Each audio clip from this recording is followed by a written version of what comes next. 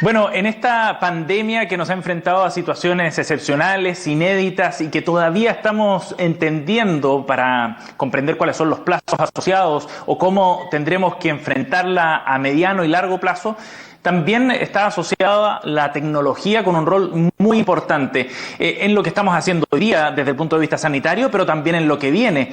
En un mundo que va a cambiar las formas en las que trabajamos, en las que nos educamos, cómo nos comunicamos entre nosotros, esto va a ser un escenario completamente distinto. Y la tecnología ahí tiene mucho que decir. Había tendencias que venían cambiando todos estos escenarios hace un tiempo, quizás se profundizarán y algunas cambiarán en función de lo que significa el COVID-19 y sus efectos sociales y económicos. Vamos a conversar de este tema.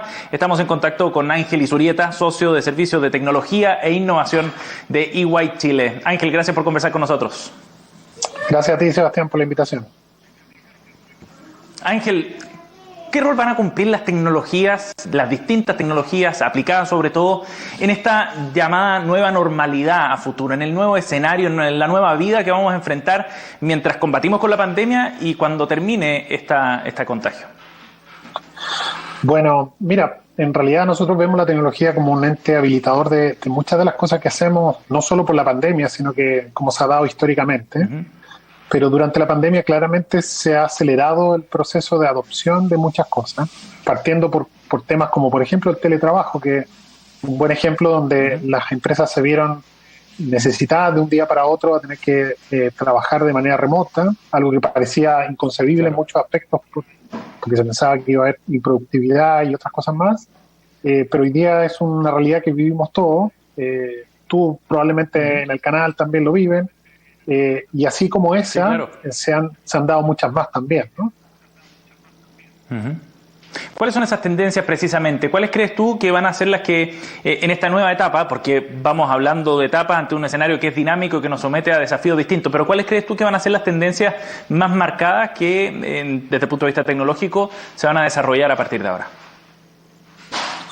Mira, va a depender mucho de la industria, pero te doy un caso súper concreto que es la telemedicina, por ejemplo. En el mundo de salud, uh-huh. Si tú lo piensas, probablemente la telemedicina prácticamente no existía en Chile. Era algo uh-huh. que, digamos, uno estaba mucho más acostumbrado a visitar un hospital, a tener una consulta médica presencial con doctores.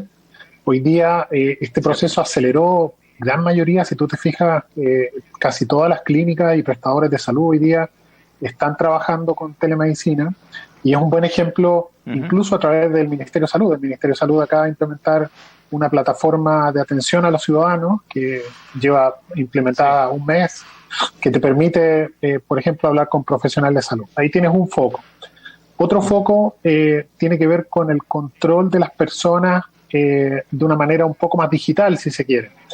La gran mayoría de los gobiernos han empezado a utilizar herramientas como apps, para hacer el seguimiento y trazabilidad de los pacientes, trazabilidad en el contagio o también uh-huh.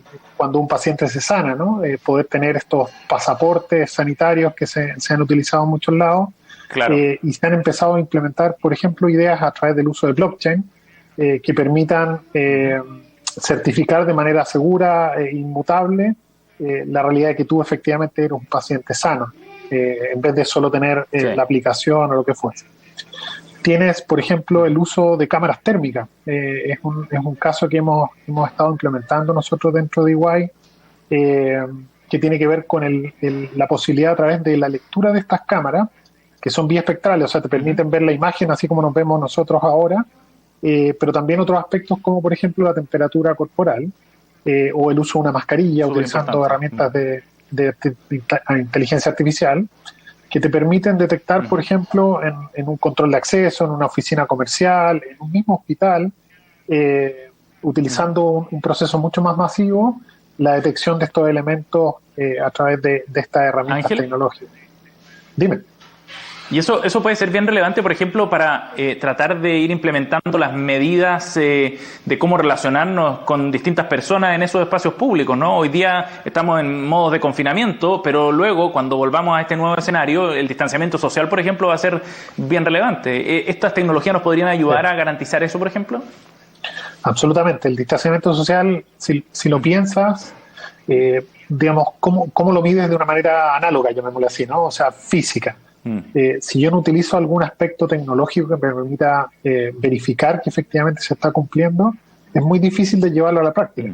En esa misma línea, nosotros hemos implementado, por ejemplo, herramientas utilizando la misma lógica de las cámaras para la lectura de la temperatura, el poder medir agrupaciones de personas, por ejemplo, en ciertos lugares, utilizando las cámaras que están disponibles en televigilancia en las municipalidades o a través de la unidad de control de tránsito o cualquier otro mecanismo que hoy día exista. Digamos, no requieres una herramienta muy sofisticada para realizarlo y que te permita medir esa aglomeración en un momento dado. Entonces tú dices, pucha, se está dando una aglomeración en este sector y por lo tanto haces una acción concreta, ya sea a través de seguridad ciudadana o a través de mecanismos que tenga el gobierno en este caso para desarrollar. Pero eso mismo también lo puedes ver, por ejemplo, en una planta productiva. Imagínate una faena minera, donde tienes que tener ciertas reglas de seguridad en términos de la cercanía de las personas.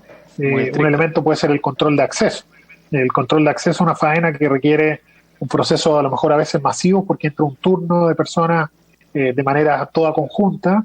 ¿Cómo agiliza ese proceso para que además sea productivo? Porque si no, si tú estás midiendo la temperatura, por ejemplo, una a una las personas, es muy complejo. O el casino, por ejemplo, que es otro lugar tradicional de aglomeración. ¿Qué haces para que se cumplan esas medidas de manera más natural y con este apoyo tecnológico que lo que busca al final de cuentas, Seba, es darle más seguridad a las personas, más que otra cosa? Porque la gente piensa como un poco en el mundo así como de la hecatombe, que no sé, las máquinas nos van a dominar, pero no tiene que ver con eso, tiene que ver con darle más seguridad a ti, a mí, a cualquier persona respecto de lo que está pasando en la realidad del país, ¿no? Ahora, es interesante porque logras niveles de eficiencia que no podrías haciendo esa tarea, digamos, con personas, ¿no? Las máquinas te ayudan en ese sentido. Pero hay un tema relevante que tiene que ver con la capacidad también de infraestructura que se necesita para esos desarrollos tecnológicos. Ustedes ya lo están implementando con algunas empresas, pero ¿existe en general acá en Chile la capacidad tecnológica para poder implementar este tipo de desarrollo? Yo diría que sí, porque hoy día la gran mayoría de estos servicios, Sebastián, se dan a través del uso de lo que se llama el software as a service, ¿no? O incluso la infraestructura como un servicio, donde muchos de estos procedimientos aplicativos y demás se montan en una nube pública, cualquiera de las tres grandes para no nombrarlas, digamos, pero que de alguna manera te apalancan y te permiten dar espacio para que en el fondo puedas escalar la tecnología y hacerla segura además, porque ese es otro de los puntos importantes. Muchas de las problemáticas que tienen todos estos servicios es, bueno, ¿cómo me protejo de un hackeo? ¿Cómo hago para que funcione con alta disponibilidad? Porque si yo tengo un servicio, por ejemplo, damos el ejemplo de la faena, ¿no? Y tengo que hacer un control de acceso masivo y dependo de una infraestructura que no está disponible, es un problema, porque ahí sí que tengo que activar un plan B para poder usar esta forma análoga, digamos, como conversábamos, para poder desarrollar este proceso. Hoy día sí están, tú puedes utilizar esta herramienta sin problema. Sí, Ángel, ahora tú mencionabas recién un punto bien relevante, cómo estas tecnologías también pueden parecernos un poco invasivas quizás, y es un asunto que genera cierta preocupación, ¿no? Desde el punto de vista de la privacidad de las personas, de tener una cámara que te está siguiendo, en fin. ¿Cómo crees tú que nos vamos a empezar a relacionar con este tipo de asuntos? Porque que vienen esta tecnología o que ya están implementadas en muchas partes del mundo, eso ni qué decir, pero es una realidad. Entonces vamos a empezar a convivir de eso de otra forma, plantea desafíos para la gente, para los clientes, pero también para los trabajadores, por ejemplo. Así es. Mira, hay dos miradas, ¿no? Una que tiene que ver con la persona, con uno.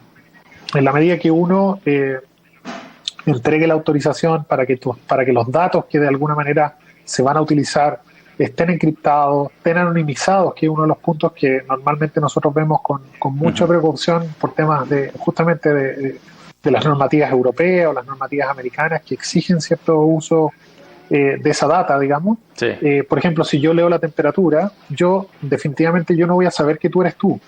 Yo solamente voy a saber que tú eres una persona que potencialmente está con fiebre, pero no tengo cómo saber que tú eres Sebastián Aguirre, ¿no? Ni que yo soy Ángel Suriet. Básicamente lo que vamos a hacer es una lectura en tiempo real, sin hacer ningún cruce de información con nada más, ¿sí? Entonces, teniendo esas precauciones y teniendo la posibilidad de uno, como en el caso de las aplicaciones, por ejemplo, donde todo lo que es la trazabilidad de uno como persona el consentimiento para poder desarrollar esa trazabilidad lo entregas tú. Si tú tienes esa facultad y no la entregas, entonces, digamos, estás protegido de que de alguna manera esa información no se va a hacer para ningún otro uso, ¿no? Hoy día, por ejemplo, Ángel, todo lo que es el índice de distanciamiento. Sí, dime. Sí, que se nos acaba el tiempo, pero detrás de todo lo que hemos hablado en estos minutos, hay tecnologías que venían desarrollándose con mucha fuerza antes, el tema de blockchain, la inteligencia artificial, entre otras. Esta crisis, entonces, esta pandemia, va a acelerar solamente esos procesos que ya venían en curso. Sí, yo te diría, hay un meme que salió hace muy poquitos días, si sigues a Cartoonist, que dibuja muchas cosas interesantes relacionadas con tecnología. Hacía como un dibujo donde decía quién aceleró la transformación digital de tu empresa, y aparecía el gerente de tecnología, el gerente digital, y decía COVID-19 y estaba marcado, digamos. Claramente cuando hay estas crisis, de alguna manera sale lo bueno y lo malo de las personas, y lo bueno en este sentido es que, si te fijas, se han desarrollado hackatones, se han desarrollado una serie de iniciativas que han permitido de alguna manera a repensar los modelos de negocio, que al final es lo que busca la transformación digital. Exacto. La transformación digital no tiene que ver mucho con la implementación tecnológica, tiene que ver con cómo transformas tu negocio, le das otra mirada y aprovechas estas herramientas que siempre han estado disponibles. Pues, ese es el tema, la inteligencia artificial lleva años con nosotros, no es una cosa de hace un mes. El blockchain lo mismo, entonces tú dices, bueno, ¿por qué no lo utilizábamos antes? Bueno, porque a veces la necesidad tiene cara de hereje, como dicen por ahí, y hace que estas cosas se aceleren de una manera mucho más fuerte. Y eso yo creo que es lo que sucedió con el COVID, y lo que ha hecho a las empresas repensar, a las empresas y el gobierno también, ¿no? Repensar sus modelos para aprovechar todo esto y hacerlo mucho más eficiente y efectivo. Y como ha ocurrido con otros tantos cambios tecnológicos en la historia, ¿no? No es tan nada novedoso en ese sentido. Lo que está pasando ahora también no es excepcional en ese sentido. Gracias, Ángel, por conversar con nosotros. Súper interesante. Los desafíos que hay por delante son muy amplios. Los abordamos aquí como un punto de partida, quizás para seguir hablando de esto más adelante. Que esté muy bien. Gracias. Gracias a ti, Sebastián, por la invitación.